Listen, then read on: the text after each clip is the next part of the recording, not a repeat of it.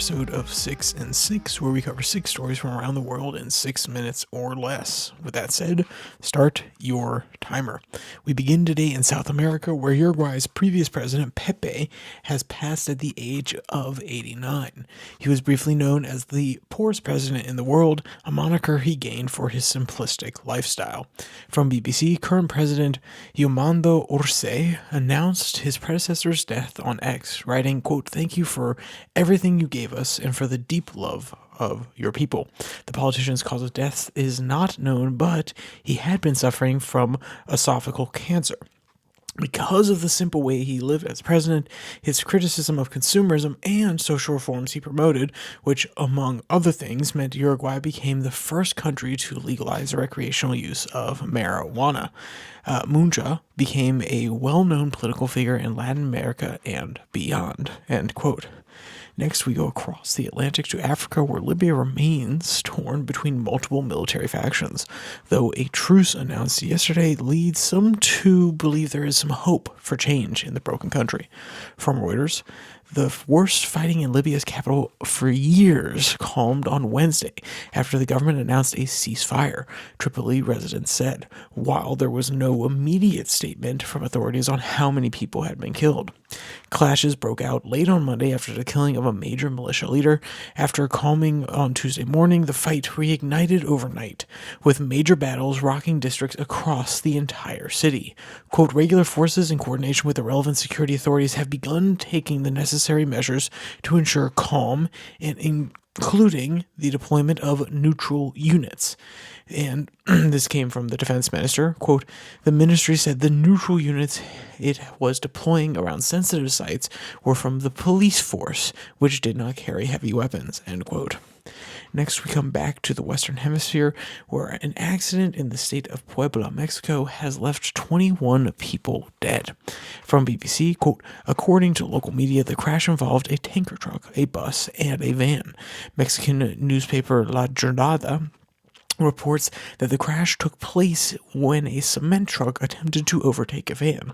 When crossing onto the opposite lane, the truck hit a bus and then collided with a transport van heading head-on before tumbling into the ravine below and bursting into flames, La Jornada said.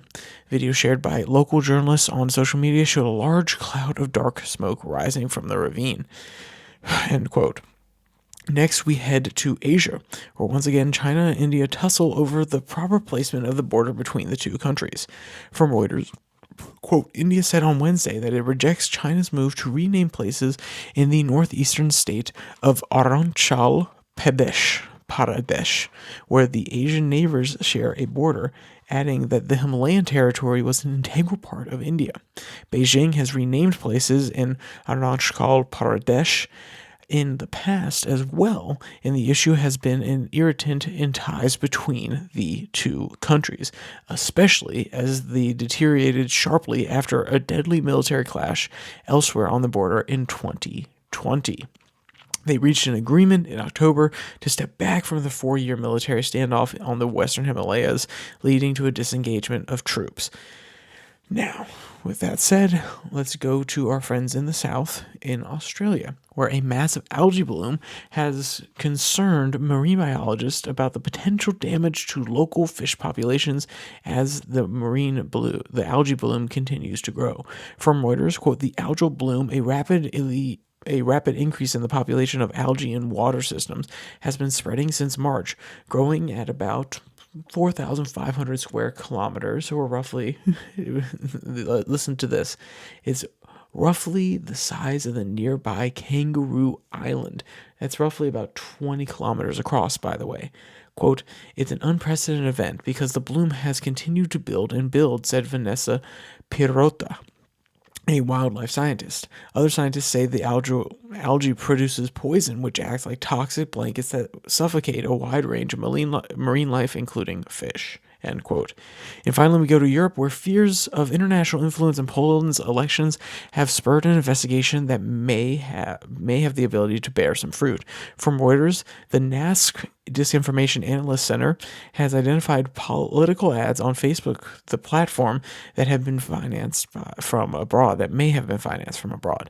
The materials were displayed in Poland, said NASC, and the National Resource Institute dealing with cybersecurity. Quote, the advertising account involved in the campaign spent more in political materials in the last 7 days than any election committee, a NASC statement said. It did not say which country the financing might have come from. A spokesperson from Facebook's parent company Meta rejected the assertion that potential foreign meddling, end quote.